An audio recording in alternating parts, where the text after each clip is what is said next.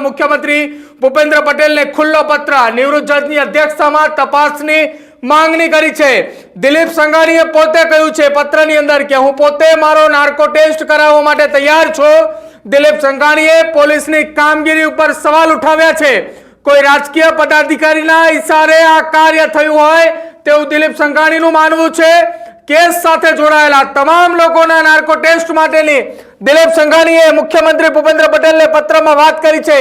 આડકતરી રીતે દિલીપ સંઘાણીના અમરેલીના ધારાસભ્ય કૌશિક વેકરિયાની ઉપર સીધા આક્ષેપ। અમરેલી લેટર કાંડ મામલે અત્યાર સુધીના સૌથી મોટા સમાચાર।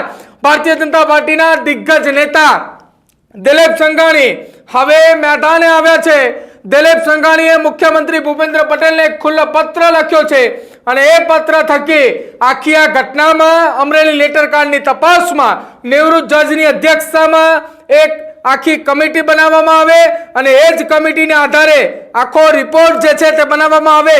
હવે નક્કી કહી શકાય કે દિલીપ સંઘાણીને ભારતીય જનતા પાર્ટીના દિગ્ગજ નેતા છે એ જ દિલીપ સંઘાણીને હવે ક્યાંક નિર્લિપ્ત રાયની તપાસ એટલે કે એસએમસીની તપાસ છે તેના ઉપર વિશ્વાસ ન હોય તેવી વાતચીત પણ ચાલી રહી છે। ને આ વાતની વચ્ચે દિલીપ સંઘાણીએ મુખ્યમંત્રીને ખુલ્લો પત્ર લખ્યો છે અને આ આખી પત્રની અંદર સૌથી મોટા સમાચાર દિલીપ સંઘાણીએ આ પત્ર એ સીધો જ રાજ્યના મુખ્યમંત્રીને પહોંચાડ્યા હોવાની પણ વાત એ સામે આવી રહી છે।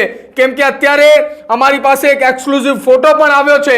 આ ફોટા સંદર્ભે ન્યૂઝ રૂમ પાસે જે ફોટો આવ્યો છે એ ફોટાની સાથે નક્કી કહી શકાય કે દિલીપ સંઘાણીએ સીધા જ રાજ્યના મુખ્યમંત્રીની સાથે મુલાકાત કર્યા બાદ આ પત્ર એ રાજ્યના મુખ્યમંત્રીને પહોંચાડ્યો હોય તે પ્રકારની ફોટો એક તસવીર એ અમારી પાસે આવી છે। ટૂંક જ સમયમાં આપણે તસવીર બતાવી છે, પરંતુ એ તસવીરની પહેલા સૌથી મહત્વની વાત કે આ પત્રની અંદર જે લખાણ લખવામાં આવ્યું છે, પત્રની અંદર શું કઈ ઉલ્લેખ કરવામાં આવ્યો છે।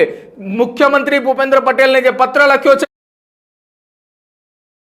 આજ અમરેલી લેટર કાંડની હાઈકોર્ટના નિવૃત્ત જજની અધ્યક્ષતામાં તપાસ કરાવવા બાબતે આપ જે દ્રશ્યો જોવો છો આ મુખ્યમંત્રી ભૂપેન્દ્ર પટેલની મુલાકાત બાદ દિલીપ સંઘાણીએ તેમને એક પત્ર આપ્યો હતો અને પત્રની અંદર તેમની જે રજૂઆત હતી એ રજૂઆત સીધી જ રાજ્યના મુખ્યમંત્રીને કરેલી છે અને આ રજૂઆત થતાની સાથે જ હવે અમરેલીની અંદર હડકંપ છે કે ક્યાંક દિલીપ સંઘાણીએ સીધી મુખ્યમંત્રીને રજૂઆત કરી છે કે આ કેસ સાથે જોડાયેલા તમામ લોકોનો નાર્કો ટેસ્ટ થાય।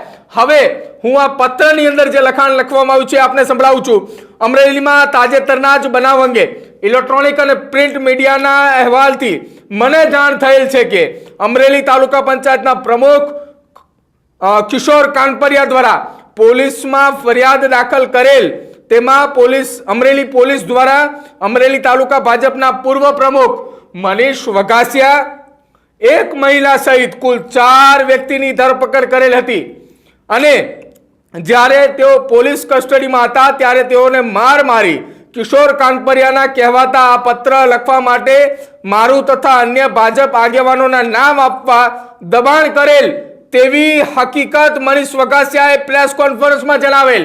સૌથી મોટા સમાચાર દિલીપ સંઘાણીએ અત્યારે જે મનીષ વઘાસિયા ભારતીય જનતા પાર્ટીના યુવા મોરચાના પૂર્વ પ્રમુખ અમરેલી જિલ્લાના કે જેને એક પત્રકાર પરિષદ કરી હતી અને જેમાં ભારતીય જનતા પાર્ટીના અમરેલીના દિગ્ગજ નેતા દિલીપ સંઘાણીનું નામ લેવું હતું એ જ દિલીપ સંઘાણીના નામ લેવા બદલ હવે દિલીપ સંઘાણીએ પત્ર લખ્યો છે અને આ પત્રની અંદર કહેવામાં આવ્યું છે કે પ્રેસ કોન્ફરન્સમાં જણાવેલ કે જે મીડિયાના માધ્યમથી મેં જોયું હતું જે અત્યંત ગંભીર બાબત કહી શકાય।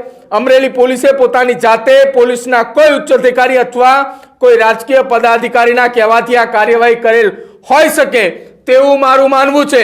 વધુમાં આખી આ ઘટનામાં કોઈ સામાન્ય વ્યક્તિના ઇશારે પોલીસ આ પ્રકારનું કૃત્ય ન જ કરે આ વાત હવે દિલીપ સંઘાણી પોતે માની ચૂક્યા છે। કેમ કે અત્યાર સુધી આ લેટર કાંડની ઘટનામાં કોઈ દિગ્ગજ નેતાઓના નામ ન હતા આવ્યા, કોઈ વ્યક્તિનું સીધી રીતે ઇન્વોલ્વમેન્ટ નહોતું આવ્યું, પરંતુ જ્યારે આ પાટીદાર સમાજની દીકરી પાયલ ગોટી જેલમાંથી છૂટી ત્યારબાદ તેને પણ પત્રકાર પરિષદ કરી અને એ પત્રકાર પરિષદમાં તેને કહ્યું કે મને મારવામાં આવ્યો। ત્યારબાદ મનીષ વઘાસિયા સહિત અન્ય 2 આરોપીઓ જેલમાંથી બહાર આવ્યા, તેમણે પણ પત્રકાર પરિષદ કરી અને એ જ પત્રકાર પરિષદની અંદર આ સૌથી મોટો ખુલાસો થયો છે। હવે આ આખા ખુલાસાની વચ્ચે દિલીપ સંઘાણીના રાજ્યના મુખ્યમંત્રીને સીધો પત્ર લખવામાં આવ્યો હતો